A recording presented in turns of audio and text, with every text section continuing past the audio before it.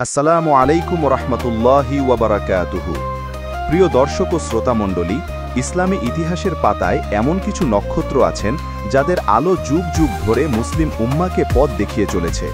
আজ আমরা এমনই এক উজ্জ্বল নক্ষত্র, সাইয়্যিদাতুন নিসা, জান্নাতের নারীদের সর্দার, আমাদের প্রিয় নবী হজরত মুহাম্মদ সাল্লাল্লাহু আলাইহি ওয়াসাল্লামের কলিজার টুকরা মা ফাতেমা আজ-জাহরা রাদিয়াল্লাহু আনহার পবিত্র জীবন নিয়ে আলোচনা করব। হজরত ফাতেমা রাদিয়াল্লাহু আনহা ছিলেন নবুয়তের বাগানের সুগন্ধি ফুল। তিনি মক্কার কুরাইশ বংশে জন্মগ্রহণ করেন নবুয়তের ৫ বছর আগে।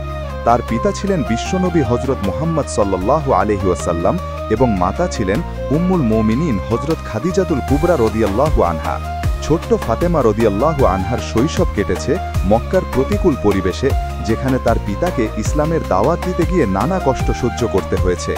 তিনি খুব কাছ থেকে তার পিতার সংগ্রাম দেখেছেন এবং অল্প বয়সেই ধৈর্য ও ত্যাগের শিক্ষা পেয়েছেন। মক্কার জীবনে ফাতেমা রাদিয়াল্লাহু আনহা পিতার প্রতি তার অগাধ ভালোবাসা ও আনুগত্যের অনেক দৃষ্টান্ত স্থাপন করেছেন। যখন কুরাইশরা রাসূলুল্লাহ সাল্লাল্লাহু আলাইহি ওয়াসাল্লামের উপর অত্যাচার করত, তখন ছোট্ট ফাতেমা রাদিয়াল্লাহু আনহা পিতার পাশে এসে দাঁড়াতেন। একবার রাসূল সাল্লাল্লাহু আলাইহি ওয়াসাল্লাম যখন সিজদায় ছিলেন, তখন এক কাফের তার পিঠে উটের নাড়ি ভুঁড়ি চাপিয়ে দিয়েছিল। ছোট্ট ফাতেমা দৌড়ে এসে তা সরিয়ে দেন এবং পিতার জন্য আল্লাহর কাছে দোয়া করেন। এই ঘটনা তার চরিত্রের দৃঢ়তা ও পিতার প্রতি ভালোবাসার গভীরতা প্রমাণ করে। হিজরতের পর মদিনায় হজরত ফাতেমা রাদিয়াল্লাহু আনহার বিবাহ হয় ইসলামের চতুর্থ খলিফা রাসূল সাল্লাল্লাহু আলাইহি ওয়াসাল্লামের চাচাতো ভাই এবং তার প্রিয় সাহাবী হজরত আলী ইবনে আবি তালিব রাদিয়াল্লাহু আনহার সাথে। তাদের বিয়ে ছিল অত্যন্ত সাদামাটা কিন্তু বরকতময়।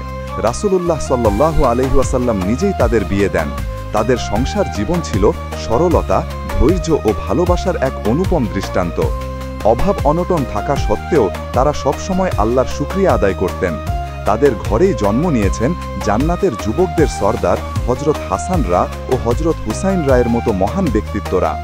ওয়া আম্মা বিনিআমাতি রব্বিকা ফাহাদ্দিস, আর তোমার রবের নিয়ামতের কথা ঘোষণা করো। সূরা আদ-দুহা আয়াত ১১। হজরত ফাতেমা রাদিয়াল্লাহু আনহা ছিলেন ধৈর্য, তাকওয়া, ইবাদত এবং লজ্জাশীলতার মূর্ত প্রতীক।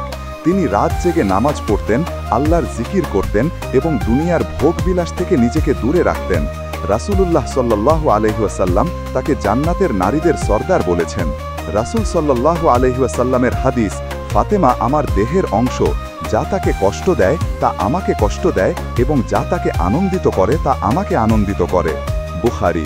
ইন্নাল্লাহা ইউহিব্বুল্লাযীনা ইউকাতিলুনা ফী সাবিলিহি সাফফান কাআন্নাহুম বুনয়ানুম মারসুস।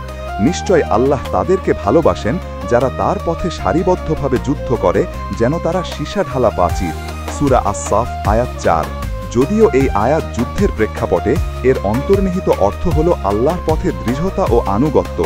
ফাতেমা রাদিয়াল্লাহু এর জীবনও আল্লাহর পথে দৃঢ় আনুগত্যের উদাহরণ। এখানে আয়াতটি তার চরিত্রের দৃঢ়তা বোঝাতে ব্যবহৃত হতে পারে। হজরত ফাতেমা রাদিয়াল্লাহু এর জীবনে অনেক কঠিন সময় এসেছে। উহুদের যুদ্ধে যখন রাসূল সাল্লাল্লাহু আলাইহি ওয়াসাল্লাম আহত হয়েছিলেন, ফাতেমা রাদিয়াল্লাহু আনহা তখন তার ক্ষত ধুয়ে দিয়েছিলেন এবং তার সেবা করেছিলেন। তিনি ছিলেন একজন আদর্শ স্ত্রী, আদর্শ মা এবং আদর্শ কন্যা। তিনি ঘরের কাজ নিজ হাতে করতেন, কখনো অভিযোগ করতেন না। তার জীবন আমাদের শেখায় কিভাবে অভাবের মাঝেও ধৈর্য ধারণ করতে হয় এবং আল্লাহর উপর ভরসা রাখতে হয়।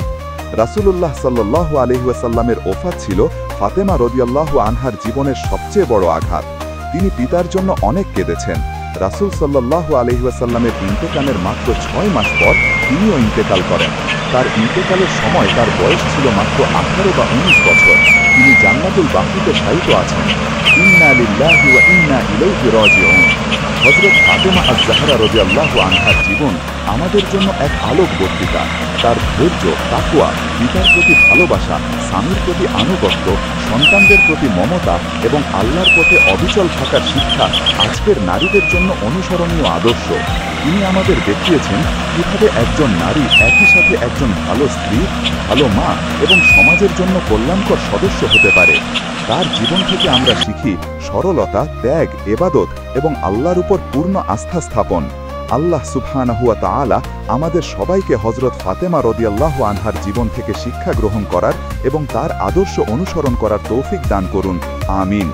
ভিডিওটি ভালো লাগলে লাইক করুন, শেয়ার করুন এবং আমাদের চ্যানেলটি সাবস্ক্রাইব করে আমাদের সাথেই থাকুন। দেখা হবে পরের ভিডিওতে ইনশাআল্লাহ। আসসালামু আলাইকুম ওয়া রাহমাতুল্লাহ।